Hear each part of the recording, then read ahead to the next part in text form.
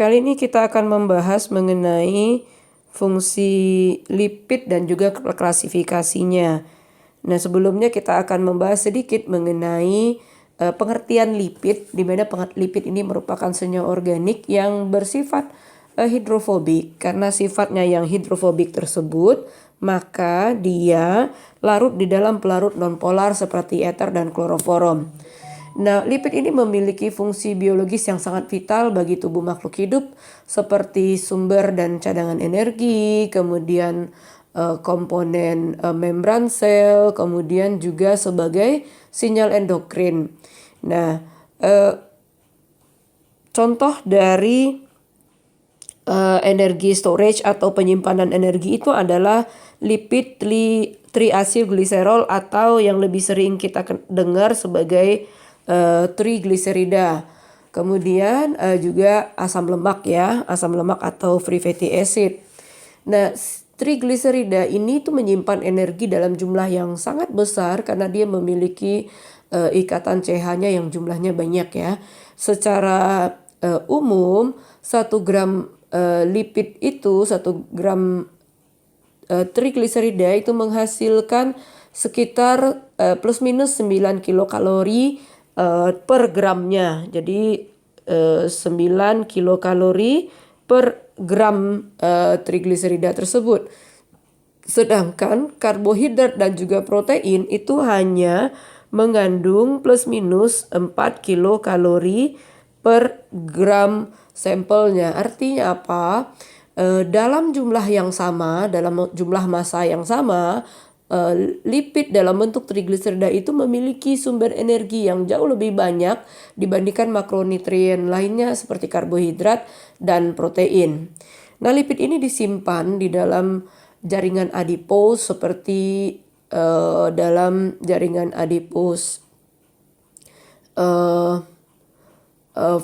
visceral, kemudian juga dalam jaringan adipos subkutan, kemudian juga ada jaringan adipos, kita sebut itu jaringan adipos coklat dan putih gitu ya. Jadi ada 4 jaringan adipos sebetulnya yang ada di tubuh kita itu. Tapi kita bahkan bahas dengan sedikit ini pada jaringan adipos, subkutan dan juga visceral fat ya. Ya, seperti yang kita tahu subkutan itu kan di bawah kulit ya, sehingga penyimpanan lemaknya itu tepat di jaringan adipos yang ada di bawah kulit ini. Ini yang kuning ini adalah lipid storage-nya atau penyimpanan lipidnya, sedangkan yang warna merah ini adalah perut kita ya. Nah, ini adalah jaringan kulitnya. Nah, inilah yang penyimpanan lipid di bawah jaringan kulit. Nah, biasanya itu di bawah kulit perut, paha, lengan gitu ya. Nah, fungsi utamanya itu adalah untuk sebagai isolasi atau bantalan dan juga cadangan energi. Jadi makanya kalau ada orang yang bilang, oh dia nggak tahan, dia tahan terhadap dingin karena memang dia gemuk gitu. Tapi sebetulnya bukan karena dia gemuk, tetapi dia di bawah kulitnya itu ada lemak yang tersimpan sehingga dia akan sedikit lebih mudah untuk menahan cuaca yang di luar daripada pengaruh cuaca di luar dibandingkan dengan tubuh di bagian dalamnya kalau kita bandingkan dengan orang yang jauh lebih sedikit penyimpanan lemaknya. Kemudian kalau misalnya jaringan adipos yang visceral ini itu adalah penyimpanannya itu di sekitar organ-organ perut.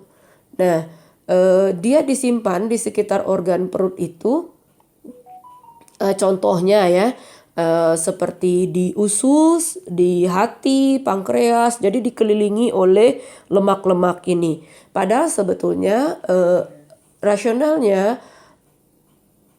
visceral fat ini perlu. Karena apa? Karena visceral fat inilah yang melindungi organ-organ tubuh kita, baik itu dari banyak hal sebetulnya, kalau misalnya terbentur dan lain sebagainya ya, dan juga dia berfungsi juga sebagai cadangan energi. Namun jika berlebihan, Jika berlebihan maka efeknya menjadi tidak baik. Nah, itulah yang menyebabkan kalau misalnya di perut kita menjadi buncit karena adanya penumpukan-penumpukan lemak di sekitar organ-organ tubuh kita itu.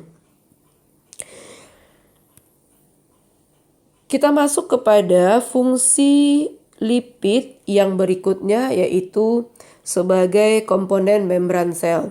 Nah, sebagai komponen membran sel di sini bisa kita lihat contohnya fosfolipid, kemudian ya ada fosfolipid itu dalam bentuk gliserol fosfolipid, ada sphingolipid, kemudian juga ada kolesterol. Nah, di dalam tubuh kita itu, di dalam sel kita, ini sel ya. Nah, pada sel kita itu ada ini lipid ya, ini lipid fosfolipid. Nah, nanti mereka akan membentuk lapisan seperti ini.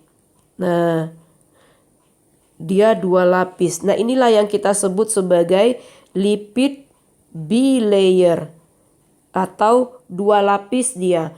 Jadi membran ini yang bagian lapisan terluarnya inilah yang nanti terdiri dari gliserol fosfolipid ataupun sphingolipid. Nanti ada juga si protein dan lain sebagainya, tetapi komponen utamanya adalah lipid. Fungsi ketiga dari lipid adalah memberikan sinyal endokrin, di mana lipid ini dapat bertindak sebagai hormon atau prekursor hormon yang mengatur berbagai proses fisiologis yang berawal dari kelenjar. Ini bisa kita lihat kelenjarnya ya. Kelenjar itu nanti akan mengeluarkan hormon dan dialirkan ke darah.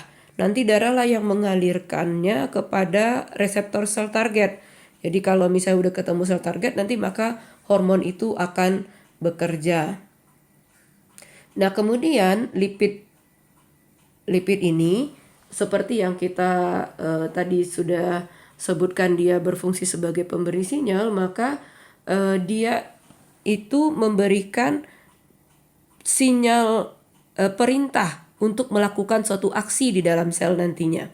Nah, contohnya di endocrine signaling ini adalah eukosanoid dan juga steroid. Nah, eukosanoid ini dia asalnya biasanya dari arachidonat ya. Seringkali itu berfungsi pada peradangan atau pada kekebalan atau juga pada kontraksi otot. Kalau misalnya hormon steroid itu asalnya dari kolesterol yang nantinya lebih detail akan kita pelajari pada materi lipid yang bagian kolesterol, dan juga ini materi ini akan lebih detail kita akan bahas pada materi hormon nantinya. Nah, fungsinya si steroid hormon ini adalah untuk regulasi metabolisme, kemudian reproduksi dan lain sebagainya. Nah, beberapa contoh dari hormon steroid itu seperti kortisol, itu yang untuk mengatasi stres kita ya. Kemudian juga testosteron untuk perkembangan hormon seksual laki-laki. Kemudian juga ada progesteron untuk hormon pada saat kehamilan pada perempuan dan juga pengatur siklus reproduksi. Kemudian kalau misalnya contoh dari eukosanoid itu ada prostaglandin untuk pengatur peradangan ataupun kontraksi otot. Kemudian juga ada tromboksan ya, yang seringkali itu pada saat kita luka dia berperan untuk melakukan memberikan perintah untuk melakukan proses pembekuan darah dan lain sebagainya. Nah, berdasarkan klasifikasinya, berdasarkan strukturnya, maka lipid ini dibagi menjadi 3. Yang pertama itu adalah simple lipid, yang kedua adalah compound lipid, yang ketiga adalah derivat. Namanya simple itu ya sederhana ya. Sederhana itu maksudnya dia hanya tersusun dari asam lemak dan alkohol. Nah, trigliserida ini atau sering juga kita sebut sebagai triacylglycerol itu dapat dibagi lagi menjadi gliserol dan asam lemak. Karena apa? Karena rumusnya ini kalau dia dihidrolisis, nah trigliserida ini kalau dihidrolisis maka dia akan membentuk gliserol dan asam lemak yang nantinya akan kita bahas detail pada materi triacylglycerol atau trigliserida. Nah, asam lemak ini juga berdasarkan strukturnya dia akan dipecah menjadi dua, yaitu saturated dan unsaturated atau asam lemak jenuh dan asam lemak tidak jenuh. Dan untuk unsaturated juga yang belum jenuh, maka dia juga dibagi menjadi monosaturated dan polysaturated atau satu ikatan ganda atau lebih dari satu gitu. Nah, untuk trigliserida jenis kompleks atau compound lipid itu dia seperti lipid yang simple lipid ini, tapi dia mengandung gugus tambahan. Misalnya kalau dia mengandung fosfat, maka kita sebutnya sebagai fosfolipid.